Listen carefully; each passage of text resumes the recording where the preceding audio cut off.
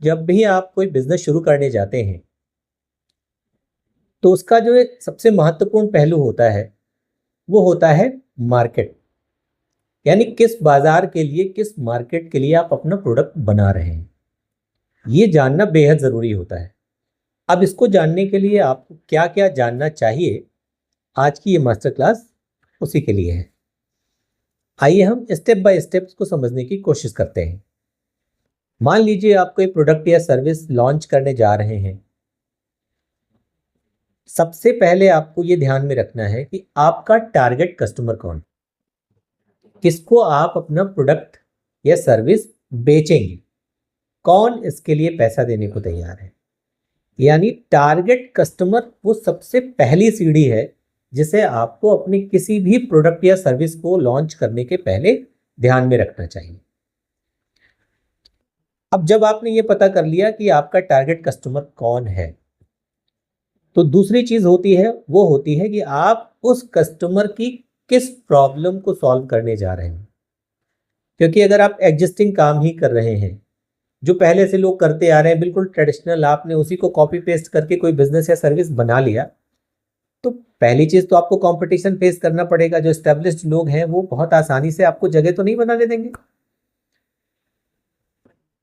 दूसरा चैलेंज ये आएगा कि आपका जो कस्टमर एक्विजिशन कॉस्ट है वो बहुत ज़्यादा हो जाएगी, क्योंकि ऑलरेडी एक ही कस्टमर पे 20 लोग लगे हुए हैं, तो आपके लिए मुश्किल हो जाएगी कस्टमर को अक्वायर करना। इसलिए भी आपको कोई ऐसी प्रॉब्लम जो पहले से एग्जिस्टिंग लोग लैग कर रहे हैं या जो लूप आपने कुछ देखा है, अगर ऐसा कुछ रिसर्च करने के बाद कोई नया सॉल्यूशन लेके आप मार्केट में आते हैं तो ज़्यादा बेहतर रिजल्ट देने की संभावना रहती है। उससे आपकी जो एंट्री है उस सेगमेंट में वो थोड़ी आसान हो जाती है। तो आपको कोई ना कोई प्रॉब्लम आइडेंटिफाई करनी चाहिए जिसका सॉल्यूशन लेके आप मार्केट में आ रहे हैं, तो ये आपके लिए रास्ता आसान कर देता है। तीसरा है आपका मार्केट साइज, यानी बाजार की सीमा क्या है, कितना बड़ा बाजार है। मार्केट साइज ही इस बात पे निर्णय करेगा कि आपका बिजनेस कितनी दूर तक जाएगा या कितना बड़ा बनेगा। बहुत छोटा मार्केट साइज का बिजनेस है तो शुरुआत में हो सकता है आपके लिए जगह मिल जाए, लेकिन लॉन्ग टर्म सस्टेनेबिलिटी नहीं रहती है। तो आपको मार्केट साइज पे भी पर्याप्त रिसर्च करनी चाहिए। उसके बाद ही आपको कोई बड़ा निवेश अपने बिजनेस को करना चाहिए और तभी आप एक सटीक प्लानिंग करेंगे जो कि स्केलेबल हो। अगर आपका बिजनेस स्केल ही नहीं हो सकता तो बड़ी ग्रोथ की तो संभावना वहीं पे खत्म हो जाती है। इसके बाद आता है कि जिस कस्टमर को भी आप सामान बेचने जा रहे हैं या कोई सर्विस देने जा रहे हैं, क्या वो कस्टमर उसके लिए पेमेंट करने को राजी है या नहीं है। कई बार ज़रूरत होती है, लेकिन उस ज़रूरत के लिए आदमी पैसा खर्च करने को शायद उतना क्यूरियस नहीं होता है। उसकी टेंडेंसी टुवर्ड्स स्पेंड मनी वो वहाँ पे कम रहती है। तो ऐसी चीज़ों में अगर आप घुसते हैं, ऐसे बिजनेस में आप जो एंटर करते हैं, तो आपको एक समस्या आएगी कि आपका कस्टमर तो आएगा लेकिन वो आपको प्रॉफिटेबल बिजनेस नहीं बनाने देगा। यानी आप ऐसी प्राइसिंग नहीं कर पाएंगे जिससे आप अच्छा मार्जिन ले सकें और बिजनेस को सस्टेन कर सकें।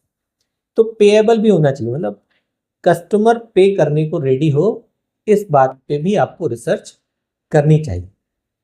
एक आखिरी बात है कि आपको अपने सेगमेंट में कॉम्पिटिशन्स जो आपके हैं उनके बारे में भी जानकारी होनी चाहिए कि कौन है जो आपके रास्ते में पहले आएगा, जिसको आपको क्रॉस करना है या जिससे आपको कस्टमर खींचना है, छीनना है। तो अपने कॉम्पिटिटर्स की जो कमजोरियां हैं और जो उनकी ताकत है, ये दोनों आपको पता होनी चाहिए, तभी आप एक बढ़िया रणनीति बना पाएंगे अपने बिजनेस के लिए।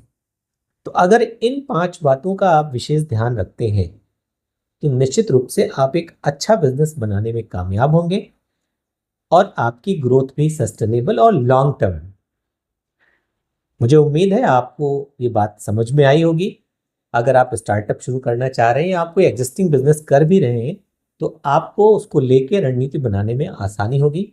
ऐसी ही बहुत सारी बातें बिजनेस को लेके हम अपनी बिजनेस मास्टर क्लास में सिखाते हैं, ऑनलाइन ऑफलाइन दोनों।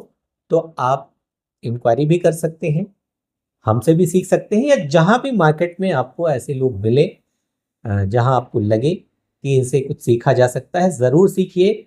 बिजनेस को बहुत हल्के में नहीं लेना चाहिए कि कुछ कहानियां केवल खूबसूरत सुनहरी सी सुन के और आप आ जाते हैं, लेकिन अगर आपकी प्रॉपर प्लानिंग नहीं है, टीम कैसे बनानी है, मार्केट कैसे रिसर्च करनी है, प्रोडक्ट सिलेक्शन कैसे करना है, आरओआई कैसे डिसाइड करना है, बहुत सारे फैक्टर्स होते हैं।